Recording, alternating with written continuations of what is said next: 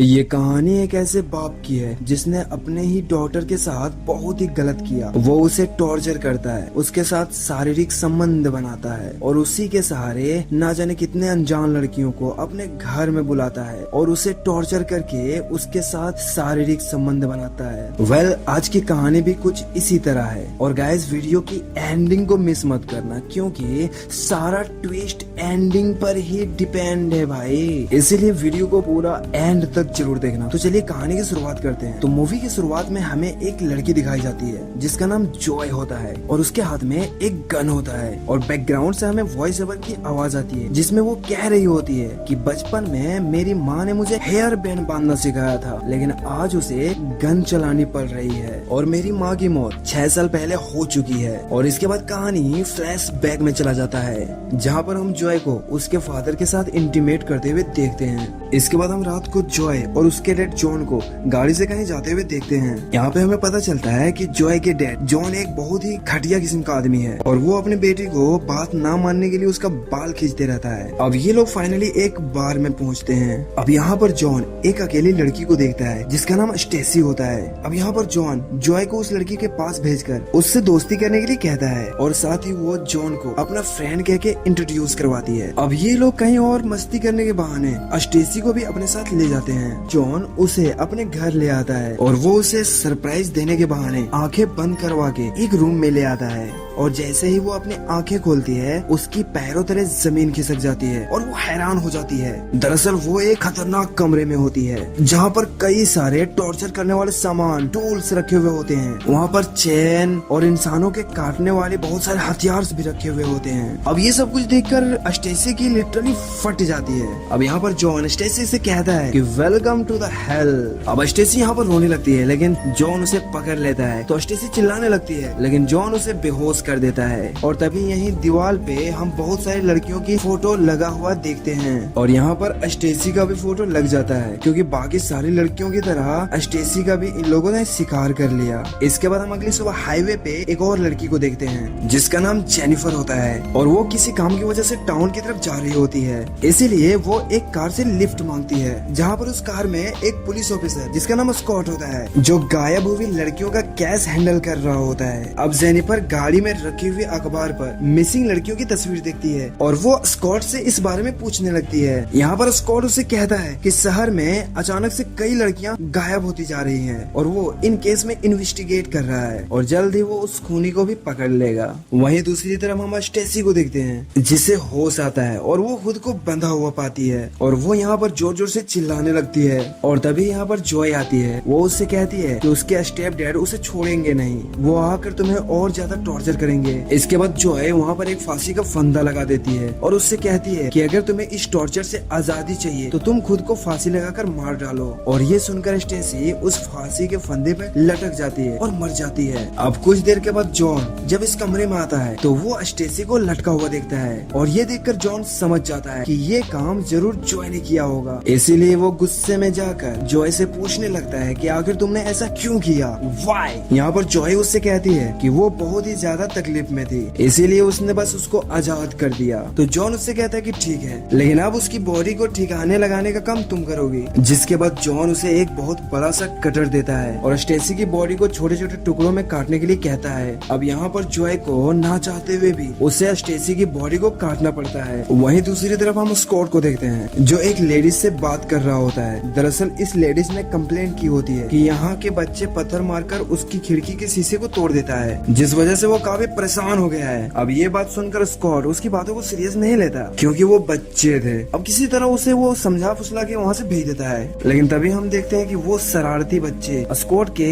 Tyre को puncture करके वहाँ से भाग जाते हैं। अब स्कॉट अपनी गाड़ी को बनाने के लिए पास वाली गराज में जाता है जहाँ पर उसकी मुलाकात जॉन और जॉय से होता है। दरअसल वो गराज जॉन का ही होता है और जॉन यहाँ पर स्कॉट की मदद करता है। वो उसकी कार को स्टॉ करा कर पुलिस स्टेशन ले जाता है जहाँ पर रास्ते में स्कॉट को पता चलता है कि जॉन पहले पहले यूएस मरीन में था और उसकी पोस्टिंग इराक में थी, लेकिन अब वो रिटायर हो गया है और इसीलिए वो अब यहाँ शिफ्ट हो गया है। स्कॉट यहाँ पर कहता है कि वो भी पहले इराक में था, लेकिन वो पहले कभी भी जॉन से नहीं मिला, जिससे उसको जॉन पर थोड़ा थोड़ा शक होने लगता है। इसीलिए वो पुलिस स्टेशन आकर अपने सीनियर से इसके बारे में पूछता है, जहाँ पर वो कहता है कि जॉन के खिलाफ कोई भी क्रिमिनल रिकॉर्ड नहीं है। उसने मिलिट्री से आने के बाद एक लड़की से शादी कर ली, लेकिन 2 साल के बाद उसकी वाइफ की मौत हो गई थी और अब वो अपनी यंग गर्लफ्रेंड जॉय के साथ रहता है। दरअसल दोस्तों, यहाँ पर सबको लगता है कि जॉय जॉन का गर्लफ्रेंड है, लेकिन असल में वो उसकी स्टेप डॉटर होती है। और इसके बाद हम जॉन को देखते हैं जो अपने घर के आसपास ट्रैप लगा रहा होता है, ताकि अगर कोई उसे उसके घर के पास पकड़ने के लिए आए तो वो उस ट्रैप में फंस जाए। तभी जॉय उसे देखकर उसके पास आती है। यहाँ पर जॉन उससे कहता है कि अब से तुम्हें और भी ज्यादा ध्यान से चलना होगा और इस ट्रैप में फंसना मत, वरना तुम अपनी पैर गवा बैठोगे। इसके बाद हम इन दोनों को एक बार में देखते हैं जहाँ पर ये दोनों एक अलग शिकार के तलाश में होता है। अब यहाँ पर जॉय जेनिफर को देखती है और वो यहाँ पर एक बारटेंडर होती है। अब जॉय जेनिफर को फंसाने के लिए उसके पास जाकर उससे बातें करने लगती है। तभी वो देखती है कि जॉन ने ऑलरेडी किसी और लेडी को अपनी बातों में फंसा लिया है और उसे अपने साथ चलने के लिए भी मना लिया है। अब कुछ देर के बाद जब जेनिफर उन्हें ड्रिंक देने के लिए आती है, जॉन उसकी पर्सनैलिटी को देखकर उसकी तरफ अट्रैक्ट हो जाता है, उस पर फिदा हो जाता है और पहली लड़की को छोड़कर जेनिफर से बातें करने लग जाता है। लेकिन जेनिफर इन लोगों की बातों में नहीं आती, इसीलिए जॉन वो पहली लड़की को ही अपने घर ले जाता है और बिल्कुल स्टेसी की तरह उसे भी सरप्राइज कहकर आंखें बंद करके उसी कमरे में ले जाता है और टॉर्चर वाली बेड पर उसकी हाथ पैर चैन से बांध देता है और उसके बिजली के झटके देने लगते हैं। साथ ही उसे टॉर्चर करते हुए यहाँ वहाँ छूने लगता है, उसके साथ गलत काम करने लगता है। वो लड़की यहाँ पर हेल्प के लिए चिल्लाती है, लेकिन बाहर खड़ी जॉय ये सब कुछ बस देखती रह जाती है। वो उसकी हेल्प नहीं कर पाती है कि इन सारी लड़कियों की मौत के जिम्मेदार कहीं न कहीं जॉय ही है,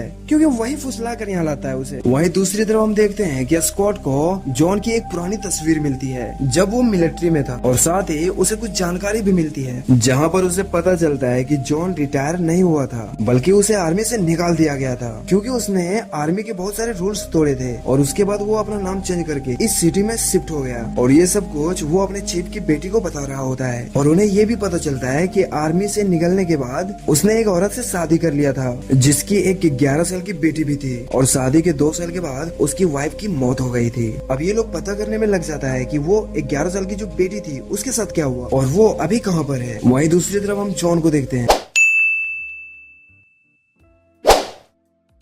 जो एनी को अलग अलग तरीके का सजा दे रहा होता है, उसके साथ अजीब अजीब टॉर्चर कर रहा होता है। वो उसके हाथ खोल देता है और उसके गले में एक पट्टा बांधता है और यहाँ पर एनी उसे कहती है कि इससे अच्छा कि तुम मुझे जान से मार दो। और तभी जॉन उसे और बिजली के झटके देने लगता है और एकदम बुरी तरह से टॉर्चर करने लगता है। वहीं जॉय ये सब अभी भी बाहर से देख रही होती है और वो ये सब कुछ देखकर बर्दाश्त नहीं कर पाती है और वो एक गन लेकर इस कमरे में आती है और जॉन के ऊपर टान देती है। अब यहाँ पर एनी ये सब कुछ देखकर थोड़ा सा खुश हो जाती है कि शायद अब वो जिंदा बच सकती है, लेकिन तभी जॉय एनी की तरफ गन घुमा लेती है जिससे वो और भी ज्यादा शॉक्ड हो जाती है। अब यहाँ पर जॉय एनी से कहती है कि तुम्हारे पास 10 सेकेंड है, तुम डिसाइड करो, या तो तुम इनकी टॉर्चर से हो या तो अपने आप को मार कर इन सारी चीजों से मुफ्त हो जाओ। इसके बाद जॉय गन को उसके मुंह में रख देती है और काउंटडाउन शुरू कर देती है 10, 9, 8, 7, 6। अब जैसे ही जॉय 6 कहती है, यहाँ पर एमी अपने आप को शूट कर मर जाती है। अब यहाँ पर हमें ये देखकर एहसास होता है कि एमी के साथ कितना कुछ बुरा हो रहा था कि उसने मरना पसंद किया। वहीं दूसरी तरफ हम स्कॉट को देखते हैं जो उस 11 साल की लड़की के बारे में जानने एक स्कूल जाता है और यहाँ उसे पता चलता है कि वो 11 साल की बच्ची कोई और नहीं बल्कि वो जॉय ही होती है जो अपना नाम बदल कर यहाँ पर जॉन के साथ रह रही है। इसके बाद हम जॉय और जॉन को देखते हैं जो एक सुपरमार्केट गए होते हैं और तभी उनका पीछा करते हुए स्कॉट वहाँ पर आ जाता है और वो मौका देखकर जॉय के पास आता है और वो जॉय से कहता है कि मैं तुम्हारे बारे में सब कुछ जानता हूँ और अगर तुम चाहो तो मैं तुम्हारी हेल्प कर सकता हूँ और तुम इन सारी चीजों से आजाद हो सकती हो। लेकिन जॉय उससे कहती है कि तुम गलत सोच रहे हो, ऐसा कुछ भी नहीं है और वो लोग वहाँ से निकल जाते हैं। अब शाम को हम देखते हैं कि वो लोग अपने नए शिकार के लिए एक बार में पहुँचते हैं और इस बार इनकी शिकार और कोई नहीं बल्कि जेनिफर होती है, जहाँ जॉन उसके साथ फ्लर्ट करना शुरू कर देता है और जैसा ही जॉन ड्रिंक लेने के लिए जाता है, जॉय जेनिफर को यहाँ से निकल जाने के लिए कहती है क्योंकि वो उसे पसंद करती थी, इसीलिए वो उसे बचाना चाहती थी। लेकिन जेनिफर उसकी बात नहीं सुनती सुनती। वहीं दूसरी तरफ हम जॉन को देखते हैं जो जेनिफर के ड्रिंक में बेहोशी की दवा मिलाकर लाता है। अब जैसे ही जेनिफर उस ड्रिंक को पीकर बेहोश होती है, वो लोग जेनिफर को अपने साथ अपने घर ले आते हैं। लेकिन इस बार हम देखते हैं कि स्कॉट भी उसका पीछा कर रहा होता है और अपनी गाड़ी जॉन के घर के थोड़ी दूर पर खड़ा करके पैदल ही निकल जाता है। यहाँ हम देखते हैं कि जॉन जेनिफर को लाकर उसी चैम्बर में बांध देता है और उसे टॉर्चर करना शुरू कर देता है। वहीं दूसरी तरफ हम स्कॉट को देखते हैं जो जॉन के घर के पास पहुंच जाता है और तभी उसका पैर जॉन के लगाए हुए ट्रैप में फंस जाता है, जिससे उसका पैर बुरी तरीके से घायल हो जाता है। जिसकी आवाज सुनकर जॉय घर से बाहर आती है और स्कॉट के पास आकर उसकी मदद करने की कोशिश करती है। लेकिन तभी वहीं पर जॉन भी आ जाता है और स्कॉट को एक मुक्का मारकर वहीं पर बेहोश कर देता है। वहीं हम अंदर देखते हैं कि जेनिफर अपना दिमाग लगाती है और अपने हेयर पिन से लगे हुए सारे लॉक्स को तोड़ देती है और अपने आप को आजाद कर लेती है। अब जॉन जैसे ही स्कॉट को लेकर उस कमरे में आता है तो वो जेनिफर को वहाँ से गायब देखता है, इसीलिए वो अपनी गन लेकर बाहर जेनिफर को ढूंढने के लिए निकल पड़ता है और वो जेनिफर की खुशबू सूंघते हुए उसके आसपास पहुंच जाता है। वहीं जेनिफर एक पेड़ के नीचे छुपी हुई होती है। अब जैसे ही जॉन उस पेड़ के पास पहुंचता है,